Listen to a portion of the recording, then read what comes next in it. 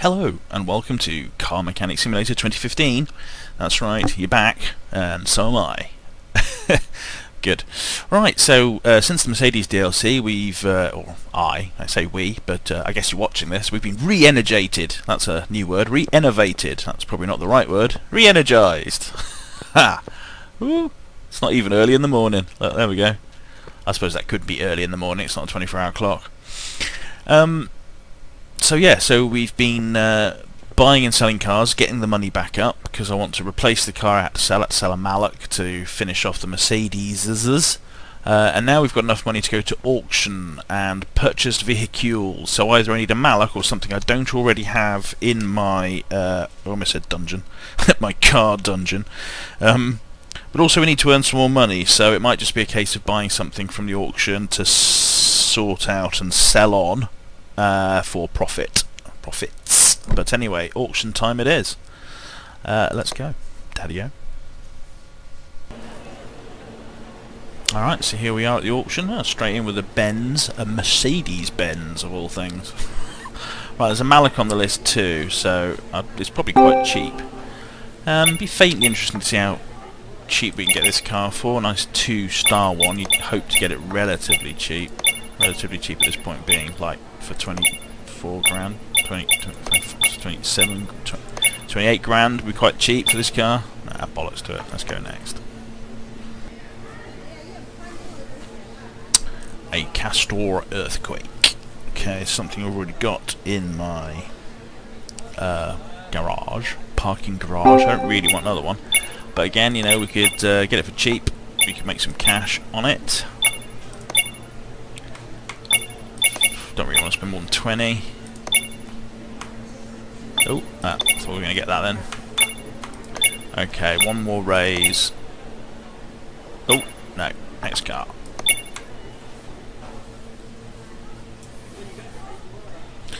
Tempest Magnum. Wow, it looks chocolatey. Magnum is a type of ice cream in our country, and it's hard to tell whether it's just rusty or brown or both. But again, this would be a decent make-up and sell car. Something we've already got in the garage, so we don't need to keep it, but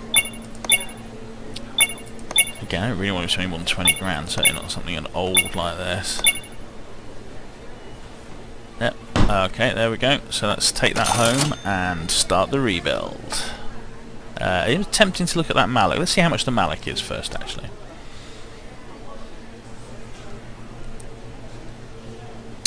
Right, so the Malloch, it'll load up almost instantly after this, so just send this on its way. Bye bye, Mr. Spectre. So let's see how much this Malloch is. 716. I could probably afford that, although I probably won't go for less than a few grand, but still. Alright. I just love the way its back end pops open, because that's the engine cover. Oh, yeah, there we go. 700. Wasn't that how much it was when it came in? 716. Did it go up at all? Oh no, there's the bid. That was the starting bid. Of course, that's the same. So yeah, 2 grand still. Right, let's yeah, go on, we can send that to the garage, and let's go back and fiddle. Awesome. There we go. As any budding mechanics out there will know, fiddle is of course a technical term for fixing up a car. I think actually it's more of a technical term for people who like playing with children, but that's probably something we shouldn't talk about, as it's very, very wrong. Right, so there's the Malloch we bought. We're going to do that up later on and keep that, but we're going to do this up and sell it. So let's move it onto the job lifter, even though we're going to sell it on. Oh, so usually that would go on the right-hand side, but oh, you know, I can cope. Right, so we've got a few bits at 100%, might as well hang on to those. And let's do the bodywork first, as per always. It'd be weird to change the habit of well, I'd say a lifetime, it's not like I've been playing this forever. The habit of since I started playing this. It's easy just to say lifetime, isn't it, and get people to infer what you mean. Right, there we go, so that's all those bodyworky parts. Let's go and see how quickly we can break them. Quite quickly. It's the way that they sort of nothing breaks until right at the end when they're almost perfect, or almost at 100%, and then they all go nah. Right, so let's sell the junk, get rid of the ones that broke for $9, and see what we can put on. The hood, awesome. Fender, no. Headlights, bizarrely, fix those. Put some new glass in. Just blew the glass, you know, in the workshop. That sounds wrong too, doesn't it? Oh dear, the single entendres are coming thick and fast. As the actress said to you, anyway. So that's all the bodyworky bits, confirmed by seeing none of them are there. So then, let's start the strip down. This is a very chocolatey colour, isn't it? So, here we go, into the normal strip down procedure. In fact, well, I remember we've done one of these engines recently. I remember the single carb business. One carb. Yes. Good. Distributor. Lovely jubbly. Get all that off. Alright. Dig down into the engine. Dig down. Is that the name of the game? That's Dig Dug, isn't it? Dig Dug. Blast from the past. Well, there's no need to bolt these in, really, is there? I mean, come on.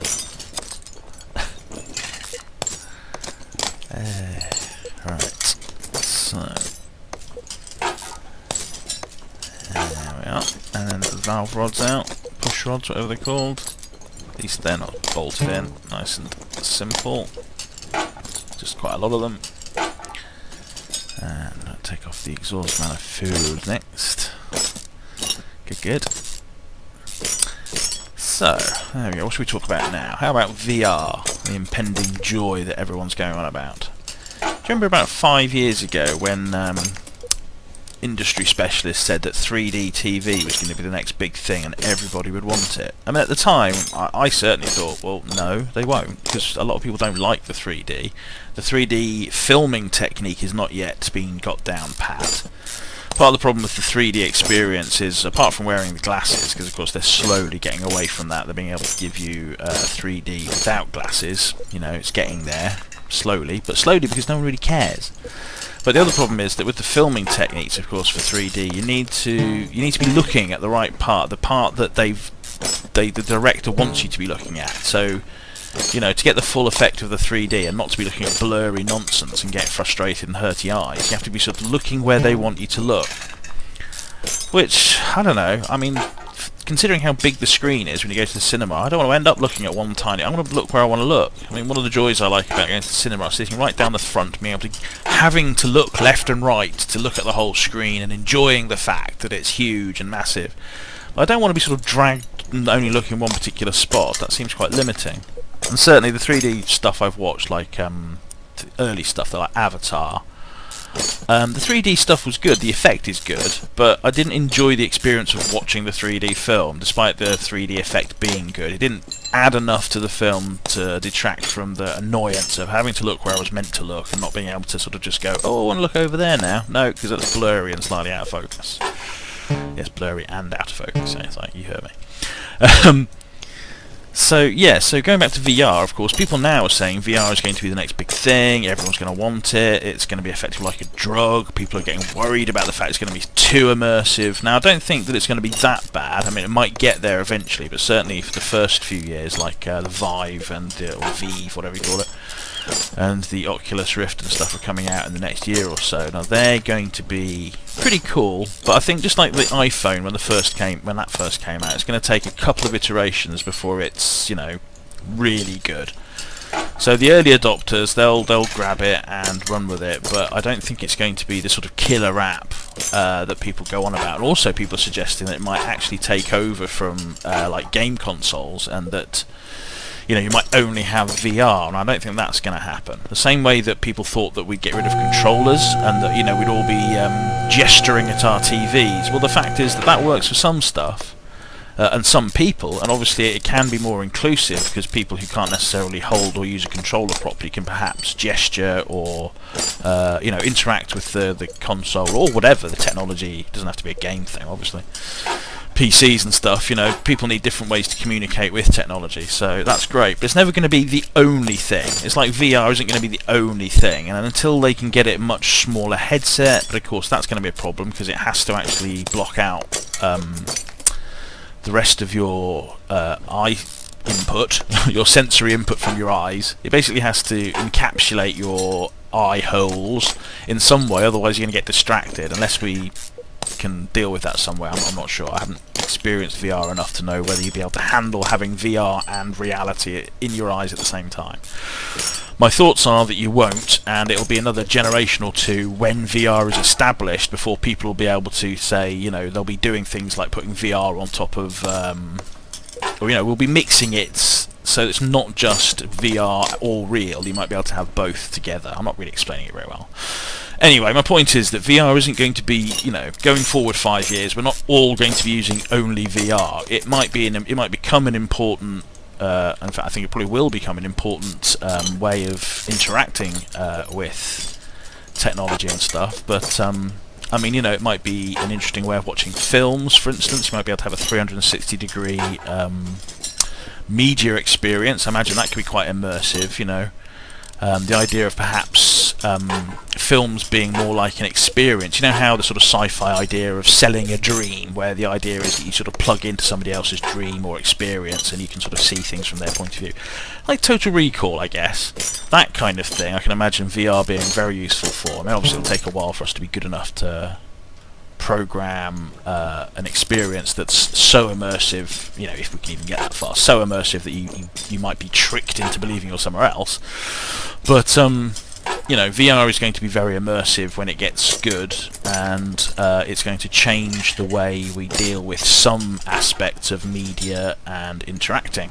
I mean, you know, things like being able to, you know, on a very simple level, being able to view houses, for instance. I mean, obviously you can do walkarounds at the moment where people have filmed all around a house, or use those 360-degree cameras so you can get a sort of all-round view of a room. Now, VR is going to be awesome for that kind of thing, obviously, once done well, because then you'll be able to walk through the house and it'll give you more of a sense of proportion. There'll be less of that sort of fisheye lens issue that you get with the 360-degree things.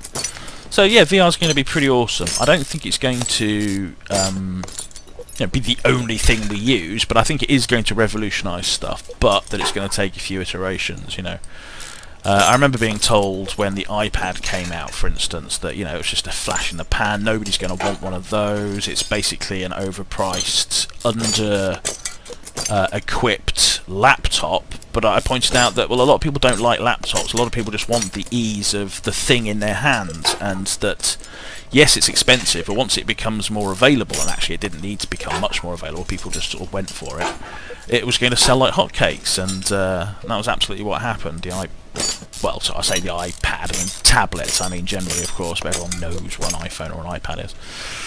Tablets generally, they've really taken off, and they're, like everything else, slowly splintering the PC market, so that desktop PCs are now becoming the sort of dinosaur of the computing world, which I find bizarre because I can't imagine not having a desktop PC. I mean, I do have a laptop and a tablet. I don't use the tablet ever. Well, ever since I bought a decent phone, to be fair. The tablet is sort of too big and cumbersome, and my phone just does everything for me in that sense. The phone and then the laptop, I guess, because the tablet just wasn't quite good enough for what I wanted it for. I want to be able to, you know, type easily for searching for things, and I don't know. Maybe I'm just too old.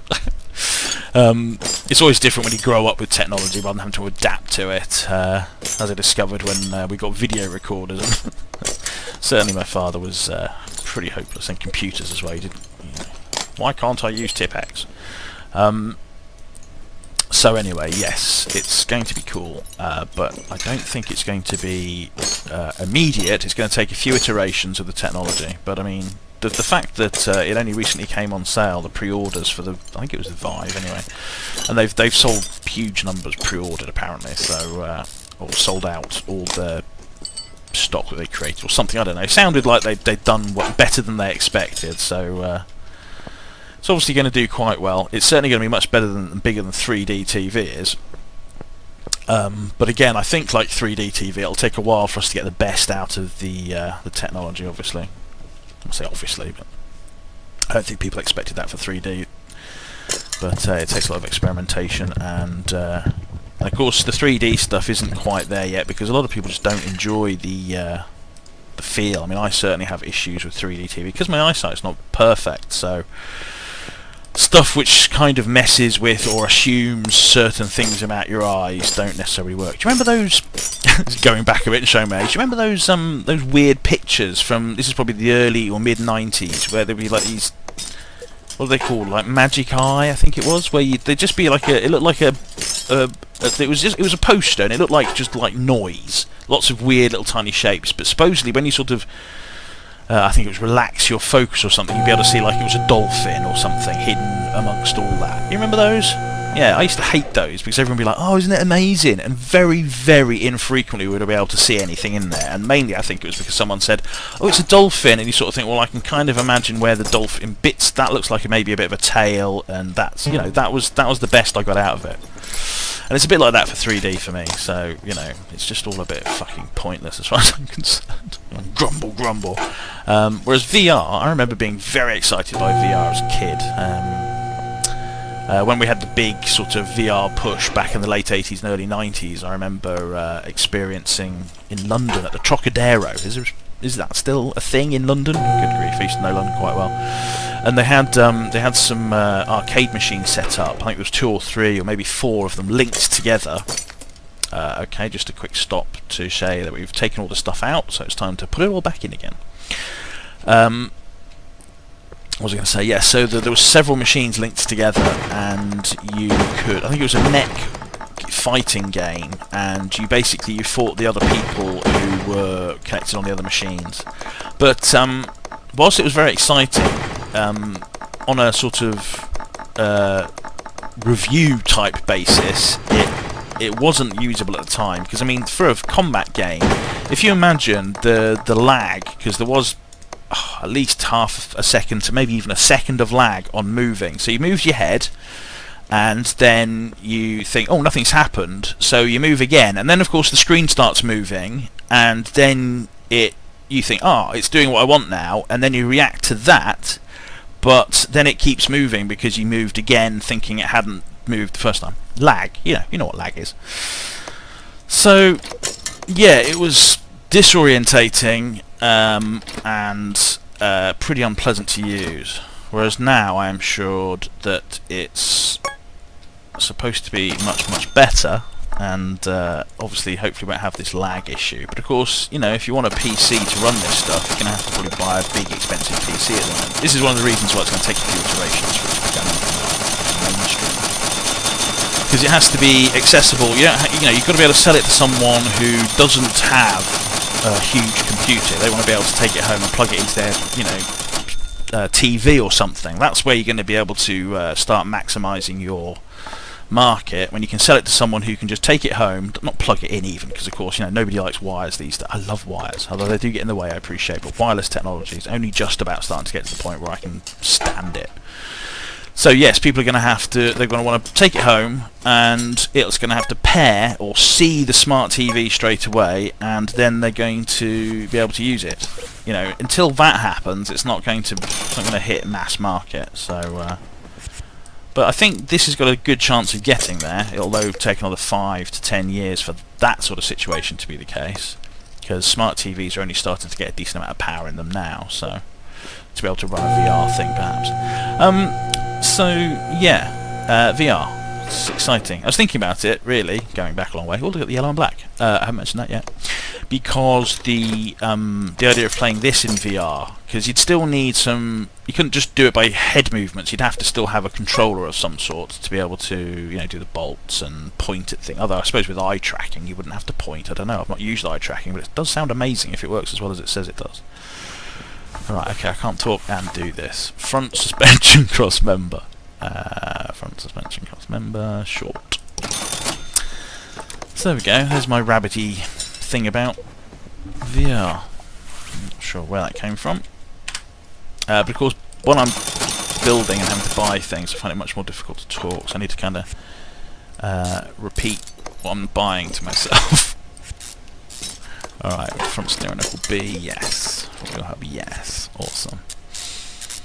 So there we go, so if anyone's interested in VR, I suggest not bothering yet, because it's not even a killer app, which, you know, for instance, like when you bought the Wii, it came with Wii Sports, and everyone got Wii Sports, everyone understood what was going on, and everyone could play it, and, you know, it was something that everyone could enjoy as soon as you get the box home. So I don't think there's anything quite like that yet for VR, but of course when there is, that'll really help it sell lots. Especially if it's something that people can do together, or if you can see other people. I mean, I've got a very sci-fi view of it all, and I look forward to the time when I, for one, welcome our VR overlords. No, but when we can sort of immerse ourselves, instead of going to Facebook, you know, and just looking at a page of stuff, you can actually go to a place and wander around in it, and that's what I'm looking forward to. I'm looking forward to being able to lose myself properly in the strange worlds of VR, but yeah, that might be a way off yet. So, alright, what else do we need here? We've got a wheel hubcap. Yeah. Oh, we got one of them. That's one of those things we had left over from a previous build. How exciting. Saved ourselves, ooh, you know, $10 or something. Alright. Okay, so front steering wheel B. I believe I need a front wheel hub, yes. Front wheel hub.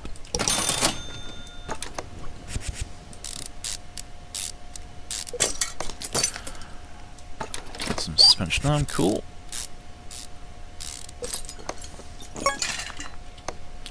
That's an upper suspension arm, one assumed, yes. Upper suspension arm. Whoop. Alright, steering rack, oh, good.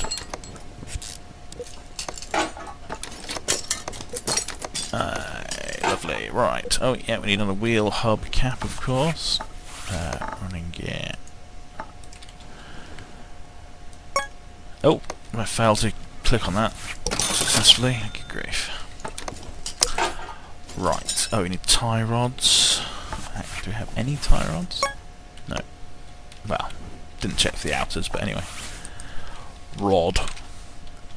So 1, 2, 1, 2.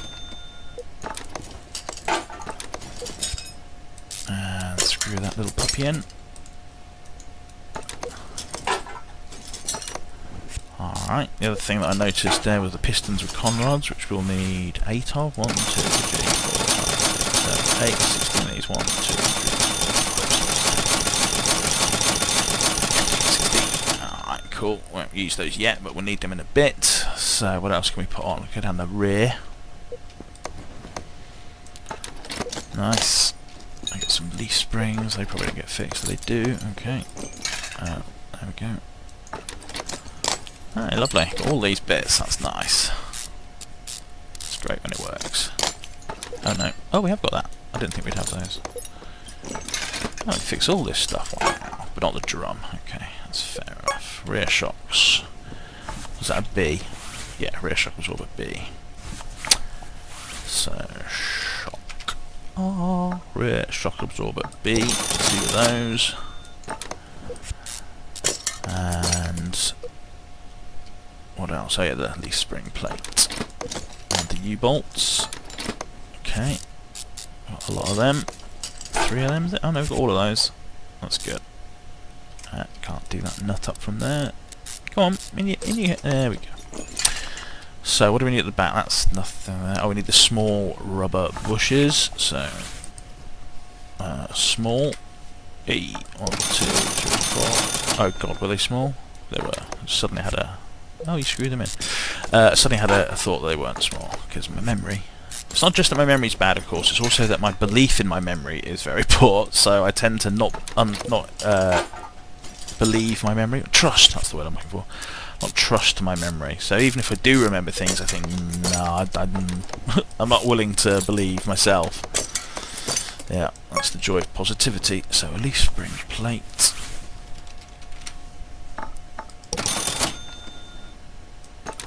Yeah, and then you bolt. That's right. I like to change the emphasis on words. It's fun. One of my favourites of those, which I think was it Fryan Lorry?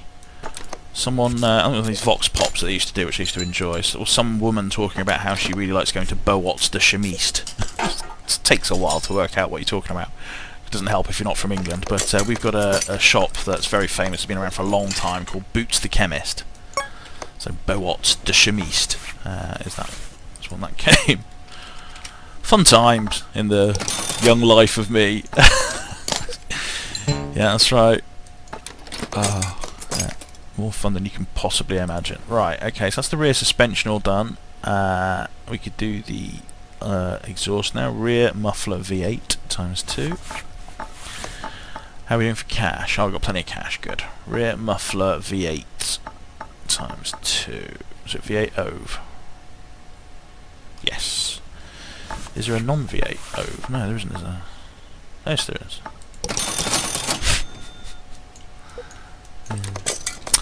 Right. Okay. Oh. In other uninteresting news, because, you know, you've got to talk about something, I hear that the BBC have commissioned a new series of Robot Wars, which is cool, because I've been watching some repeats of the old Robot Wars on one of the other cable channels, Challenge or something. A front exhaust pipe V8. OVE. Blah, blah, blah. Yes, I used to love Robot Wars, and the presenters on it. Well, I used to like Craig Charles. Jeremy Clarkson didn't really feel like he wanted to be there. Craig Charles was good. Philippa Forrester was awesome, as well as the sort of pit reporter, although she left. Oh, I didn't do this sway bar, look, front sway bar. And so yeah, Robot Wars. So there's a new series of that coming out, which is cool. Looking forward to that. And hopefully, I mean, it was a real shame when they quit it, because it was really starting to get a good momentum, it felt, Robot Wars. You know, lots of people all around the world. There's obviously some robot series in America as well, so it was obviously doing quite well, but I guess it wasn't making enough money for the BBC, which is a shame. But yeah, looking forward to that coming back. And I'm hoping that some of the old teams like Firestorm or trying to remember some names, Pussycat, Behemoth, some of those old classics, if anyone remembers those. Yeah, there's some good teams out there. So yeah, looking forward to that.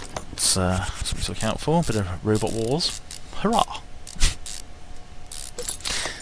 Yeah. Right. Clutch release bearing. And what about the big bit? Yeah, we got that. Cool. Alright. And starter motor? No, so let's get a starter motor. Starter. V8, I assume. That felt risky. Alright, can we put this drive shaft on? Yeah, we've got a drive shaft, nice. No, oh yeah, can't click on anything at the moment. We're busy bolting. Alright, cool. So, what else we've got to put on here? That's pretty much all of the bits there. That's all engine-based stuff, so let's drop it and start work on the engine. Some very yellow and black reflections in there. Goodness. Right, so we need pistons with conrods, and we bought those earlier, didn't we? In a fit of forward thinking. Stick all these in. There we go. And then the head, we've got both of those, which is nice. These bolts don't quite go in the holes, look. I guess they're the holes for the head covers. Right, so we bought these, didn't we? Yes. Lots of valve push rods. And we haven't bought the rocker arms yet, wherever they are. And plasticky bits. They say plastic, I mean they're black, they're not metal. Might not be plastic, could be all sorts of different things. But they're probably plastic.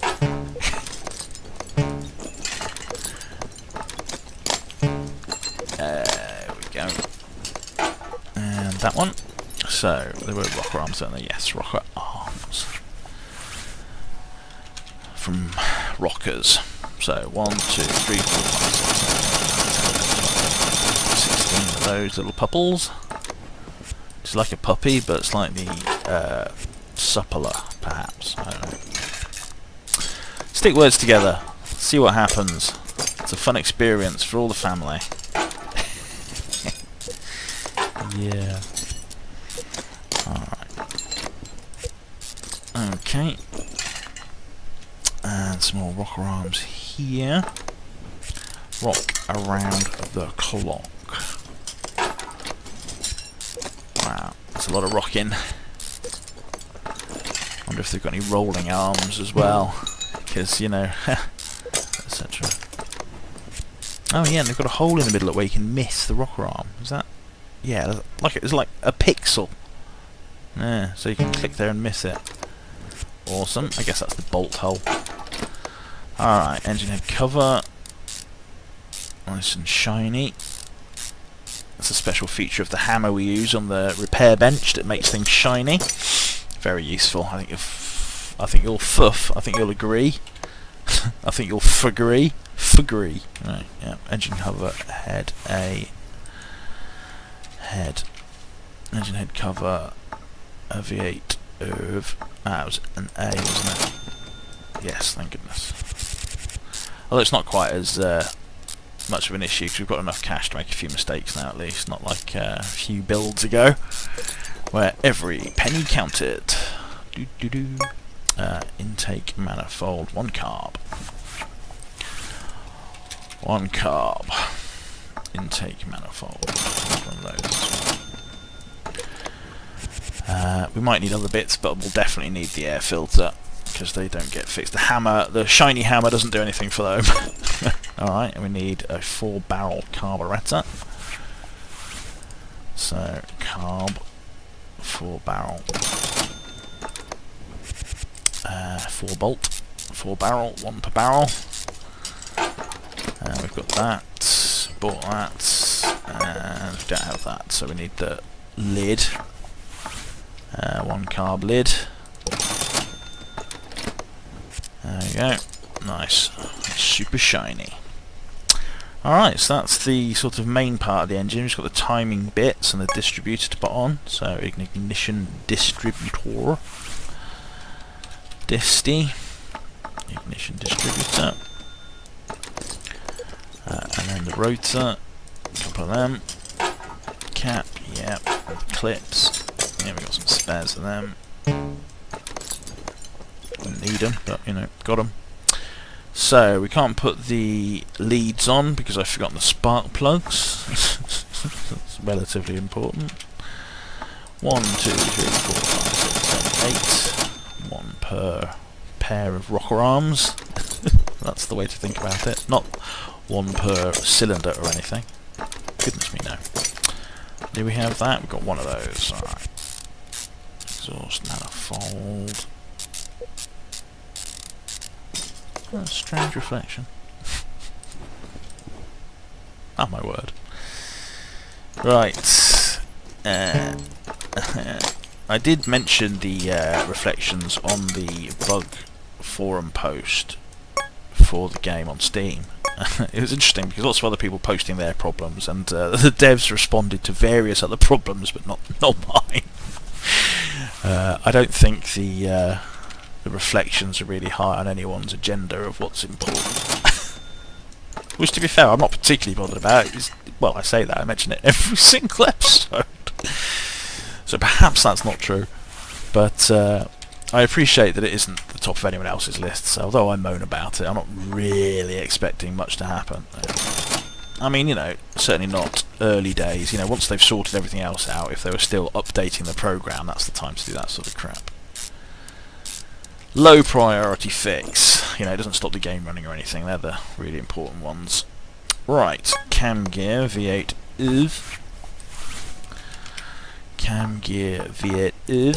That's the way to say it.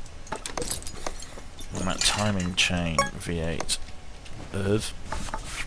So if I just put in ERV. All of the ERVs. There's the timing chain. Nope, missed.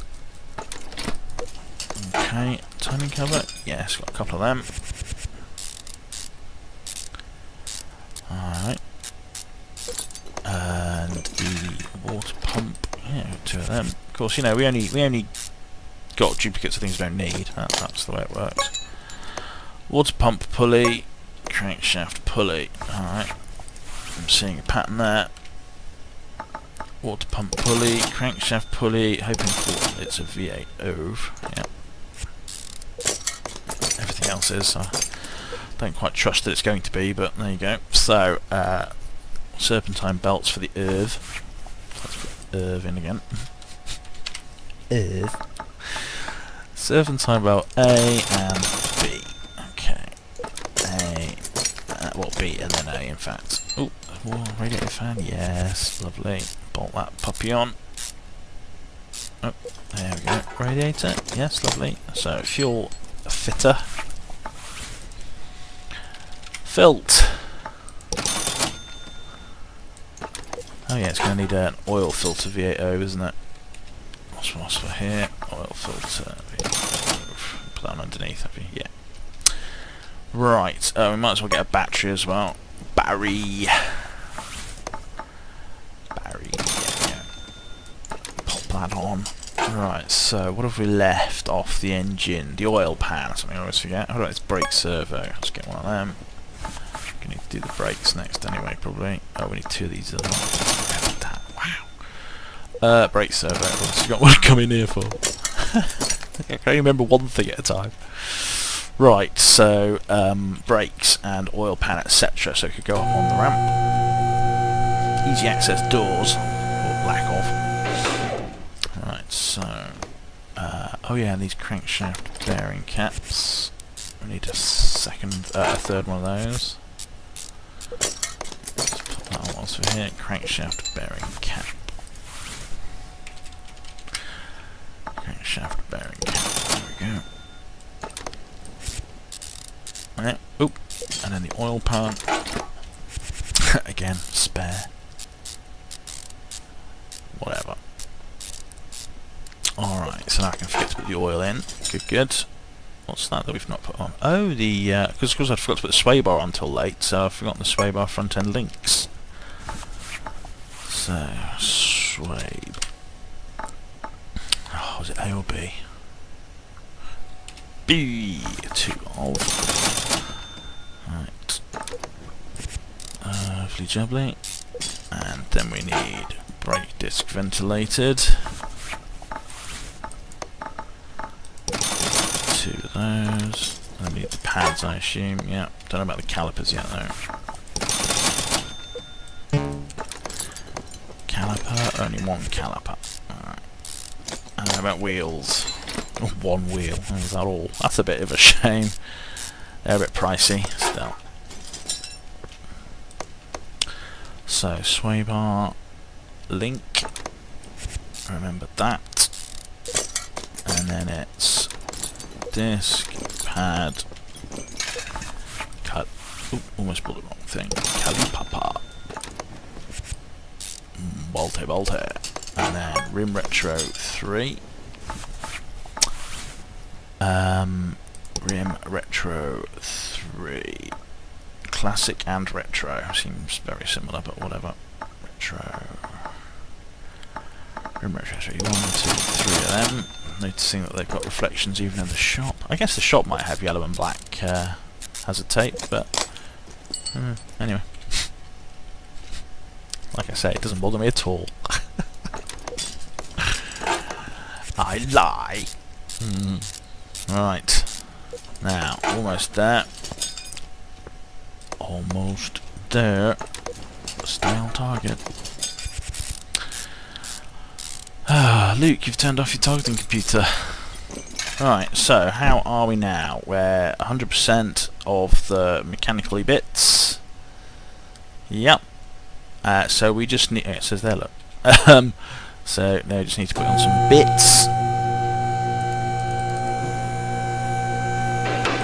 Our tasty magnum. So... we could probably do the bodywork as well, so that does add more than it takes off, it seems. Right, so Tempest Magnum, we need a front Hujimaflop,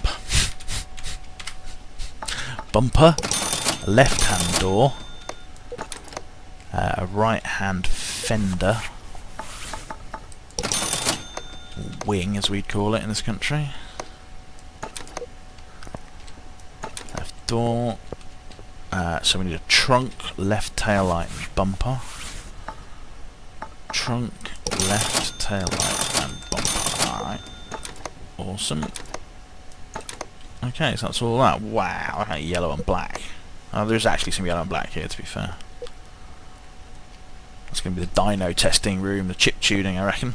Right, so there we go. So currently it's worth 56 grand. That's pretty good, isn't it? With the bonus of 9. So let's see how much this costs. 2 grand. I've already forgotten how much it was worth before. Ah, wow, that's an extra 20 grand. I think it was 56, wasn't it?